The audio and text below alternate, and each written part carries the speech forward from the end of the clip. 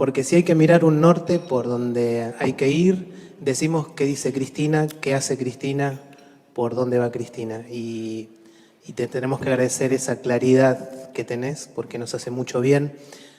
La reunión de la vicepresidente de Argentina, Cristina Fernández, con un grupo de curas católicos que trabajan en barrios necesitados, produjo el desconcierto en muchas personas debido a las posturas anticristianas de este gobierno, como la agenda de género y el aborto. Pero más aún, escuchar a curas hablando con conceptos propios del socialismo e incluso hablando lo que se conoce como lenguaje de género.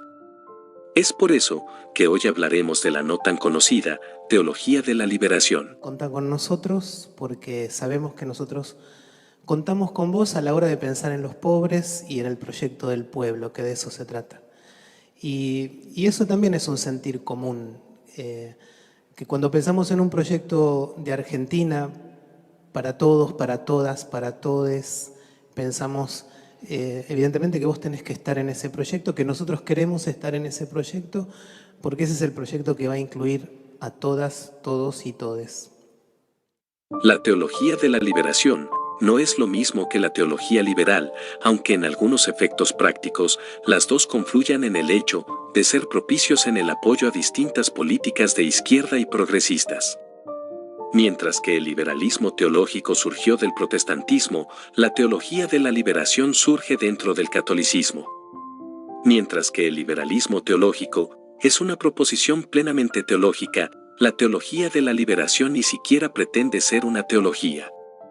Y ciertamente no lo es, la teología de la liberación es una ideología política y social dentro del catolicismo, la cual adopta como instrumento el análisis marxista de la lucha de clases. No están a favor del comunismo y la violencia de la revolución armada, aunque hay excepciones, pero en general solo adhieren aspectos del socialismo como base para su cosmovisión de lucha social, con el fin de librar a los oprimidos. La teología de la liberación surgió en América Latina en la década del 70 y plantea como eje principal la liberación de los oprimidos. El Evangelio de Jesús es considerado no como verdadero Dios encarnado que con su muerte y resurrección nos ha redimido, sino como un símbolo de la humanidad que lucha por la liberación de los opresores y que muere en defensa de los pobres. Por eso su práctica se basa completamente en el trabajo social, dejando a un segundo plano lo doctrinal, porque para ellos el Evangelio social como doctrina vino a traer justicia social e igualdad en este mundo. En cuanto a lo histórico, esta ideología plantea el imperialismo europeo como problema estructural en América, refiriéndose a estas fuerzas como las opresoras. Desde la colonización a los indios a fines del siglo XVI hasta nuestros días.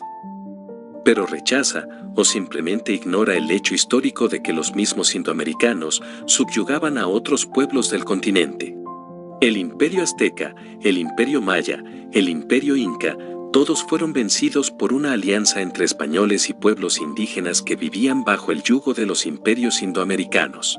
Esto resulta en un sesgo ideológico que corresponde al hecho de ver al hombre blanco como único opresor, cuando en general el hombre por naturaleza tiende a la maldad no por raza y género. Como vimos, los indios también oprimían a otros pueblos. Los curas villeros en Argentina adhieren en su gran mayoría a la teología de la liberación y debido a su base ideológica, simpatizan con otras ideologías que plantean similarmente la opresión por parte de un sistema estructural.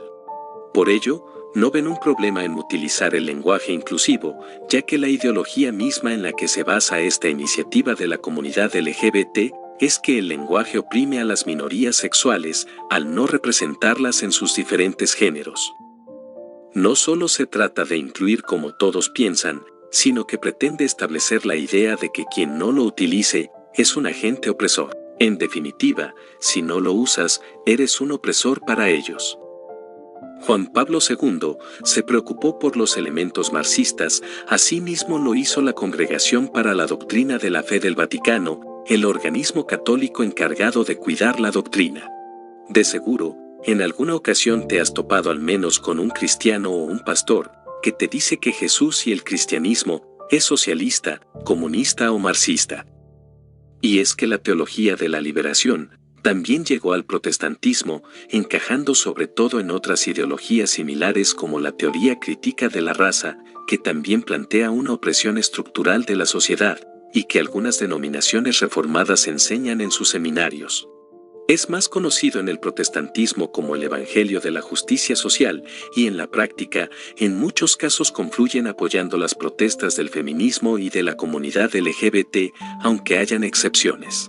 Es allí en donde la teología de la liberación y la teología liberal se encuentran en un nexo común.